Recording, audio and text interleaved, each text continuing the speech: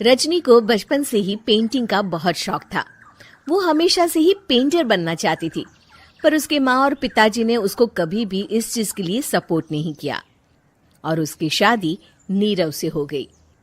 नीरव रजनी को बहुत प्यार करता था, पर रजनी हमेशा चुपचाप ही रहती। वो इस शादी से खुश नहीं थी। वो ये शादी नहीं करना चाहती थी। उसे तो हमेशा से पेंटर जो बनना था। अपने इस सपने को वो नहीं पूरा कर पाई, इसलिए वो हमेशा उदास रहती थी। रजनी, बहुत ही बढ़िया फिल्म लगी है, कल देखने चले? नहीं जी, कल मुझे बहुत काम है, मैं नहीं जा पाऊंगी। अच्छा तो कोई बात नहीं, संडे को चलते हैं। देखिए, मुझे फिल्म देखना पसंद नहीं है। आपको जाना है तो चले जाइए। नीरव को मना करके रजनी वहां से चली जाती है और अपने बैग को खोलकर उसमें बंद पड़े ब्रश और कलर्स को देखकर रोने लगती है। रजनी, चलो ना कहीं बाहर खाने चलते हैं, कुछ तुम्हारी पसंद का। जी, मुझे नहीं जाना, मेरी तबीयत ठीक नहीं है। रजनी वहां से चली जाती है। नीरव को समझ नहीं आता कि रजनी उससे इतना दूर क्यों रहती है। वो जब भी उसके साथ वक्त बिताना चाहता है, रजनी कोई ना कोई बहाना बना देती है। एक दिन घर पर कोई नहीं था। रजनी घर का सारा काम जल्दी से खत्म कर लेती है। घर पर अकेले होने के कारण वो सोचती है कि वो आज पेंटिंग करेगी। वो अपने कमरे में जाकर पेंट ब्रशेस और कलर्स निकालकर जैसे ही कलर मिक्स कर रही होती है कि दरवाजे पर बेल बज जाती है। अब कौन आ गया इस वक्त? इतनी मुश्किल से तो मुझे पेंट करने का मौका मिला है। रजनी दरवाजा खोलती है तो उसकी सास अपनी सहेलियों के साथ खड़ी होती है और सब घर के अंदर आ जाते हैं। अरे बहू, सबको शरबत बनाकर पिला दे, बाहर तो बड़ी गर्मी है। उफ। जी। रजनी पेंट ना कर पाने से उदास हो जाती है। उसे गुस्सा भी आ रहा होता है कि उसने इस शादी के लिए हाँ क्यों कह दी। वो रसोई में जा रही होती है कि उसकी सास उसे रोकती है। बहू, सबके खाने का भी इंतजाम कर लेना, आज का लंच तो ये सब यहीं करेगी। हाँ। रजनी बिना कुछ कहे रसोई में चली जाती है। सबके लिए खाना बनाती है। सब खाना खाते हैं और रजनी घड़ी देखती है कि ये सब कब जाएंगे ताकि वो अपनी पेंटिंग कर सके। जब शाम होती है तब सब चले जाते हैं अपने घर। अरे बहू, सब तेरे खाने की तो बहुत तारीफ कर रहे थे, सबको बहुत अच्छा लगा खाना। आपको मुझे सुबह बताना चाहिए था ना कि आपकी सहेलियां आ रही हैं। पता भी है कितना वक्त लगा सारा खाना बनाने में। अरे बहू, तू ऐसे कैसे बात कर रही है मुझसे? तो और कैसे बात करूं? मैं इस घर की कोई नौकरानी नहीं हूं कि इतना काम करूंगी।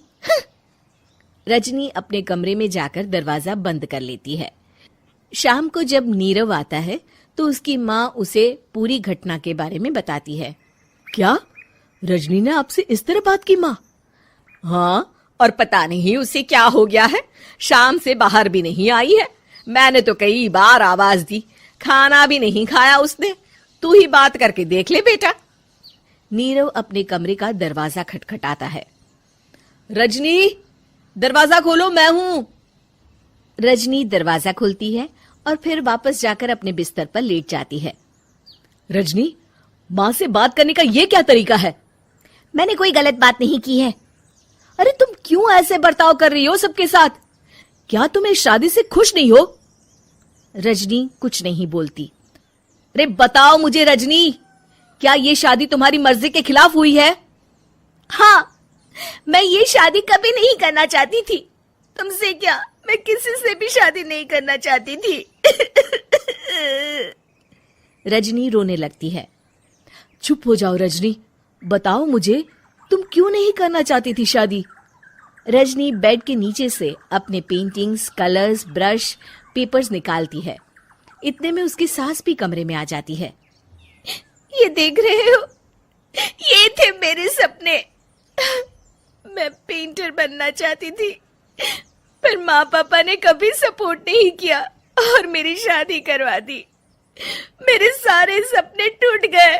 हर वक्त बस गुस्सा आता रहता है मुझे।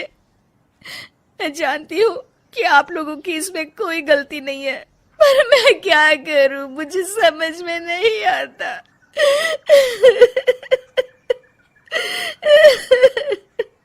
रजनी फूट फूट कर रोने लगती है।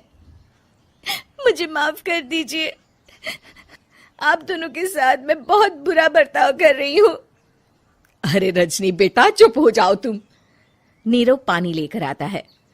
ये लो पानी पियो और शांत हो जाओ। रजनी पानी पीती है और उसकी सास पेंटिंग्स देख रही होती है। अरे नीरव, हमें तो पता ही नहीं था कि हमारी बहू कलाकार है। अरे कितनी अच्छी पेंटिंग्स बनाई है, देखो तो। ये वाली तो मैं अपने कमरे में ले जाऊंगी। आपको ये पेंटिंग्स अच्छी लगी? अच्छी नहीं, बहुत अच्छी लगी। और तुमने हमें बताया क्यों नहीं? तुम जब चाहे पेंटिंग कर सकती हो रजनी। हम तुम्हारे सपनों को पूरा करने में तुम्हारा पूरा साथ देंगे। हाँ बेटा, हम कला की कद्र करते हैं। हम कलाकार तो नहीं, पर मुझे गर्व है कि मेरी बहू एक कलाकार है। रजनी, नीरव और सास तीनों हंस पड़ते हैं। दौर से नहीं गुजर रहे हैं। कोरोना वायरस से हमारा देश ही नहीं पूरी दुनिया प्रभावित है और सबसे ज्यादा प्रभावित है हमारे डेली वेज वर्कर्स, जो देश के अलग अलग कोने से आते हैं रोजगार के लिए, ताकि वो अपना और अपने परिवार का पेट पाल सके। गिव इंडिया, एक्शन एड और हेलो लाया है मैं भी कोविड वॉरियर, एक इनिशिएटिव जिसमें हम सब साथ आए और कोविड-19 से लड़े। So join the cause and support our daily